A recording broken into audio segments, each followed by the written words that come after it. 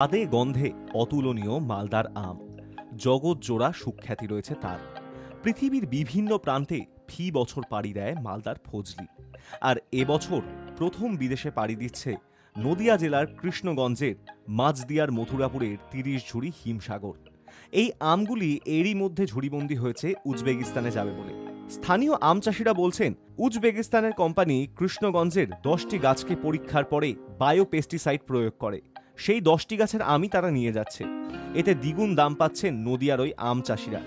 Biopesticide প্রয়োগে উৎপাদিত আমের খাদ্যগুণ বজায় থাকে, পাশাপাশি পরিবেশেরও কোনো ক্ষতি হয় না, এমনটাই জানাচ্ছেন আম চাষিরা। হচ্ছে একটা বায়ো কোম্পানি, তারা আমাদের এই 10টা গাছের উপর এক্সপেরিমেন্ট করেছিল বায়ো ওষুধ দিয়ে, এবং সেই আমগুলো ওরা পুরোটা নিয়ে যাচ্ছে। ওরা উজবেকিস্তানে একটা সংস্থার কাছে ওরা দেবে, সেইটা এই আমগুলো পুরো উজবেকিস্তানে যাবে। এতে এইখানে যে দাম তার থেকে একটু দাম বেশি পাওয়া যাচ্ছে। এইখানে যেমন 60 টাকা বিক্রি হচ্ছে, ওইখানে 120 টাকা 30 টাকা এরকম বিক্রি। মূলত কি আপনার এই জামাই ষষ্ঠীর আগে কি এই নামটা নিয়ে যাচ্ছে ওরা? মূলত সেই উদ্দেশ্যেই নিয়ে যাচ্ছে আর কি। তা আপনারা কতটা খুশি?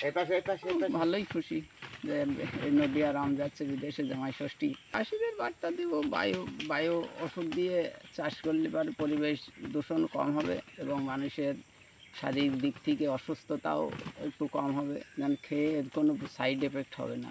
এই জন্যে বায়ো পেস্টিসাইড ভবিষ্যতেও আসছে এবং ভবিষ্যতে চাষ হবে বায়ো পেস্টিসাইড দিয়ে। এবং আমি আগে থেকেই আরম্ভ করেছি বায়ো পেস্টিসাইড, যাতে আমার দেখা দেখি আরও চাষিরা যাতে উৎসাহিত হয়। 10টা গাছে পরিমাণ মতো লাভ হলো বলতে, 10টা গাছে 30 ঝুড়ি আম হয়েছিল, 30 কুইন্টাল হবে। নদিয়ার আম বিদেশে পাড়ি দেওয়ায় খুশি জেলার বাসিন্দারা। আগামী দিনে আরও বেশি পরিমাণে আম তারা ফলাতে পারবেন বলে আশাবাদী নদিয়ার আম চাষিরা। Bureau report, Hi News network.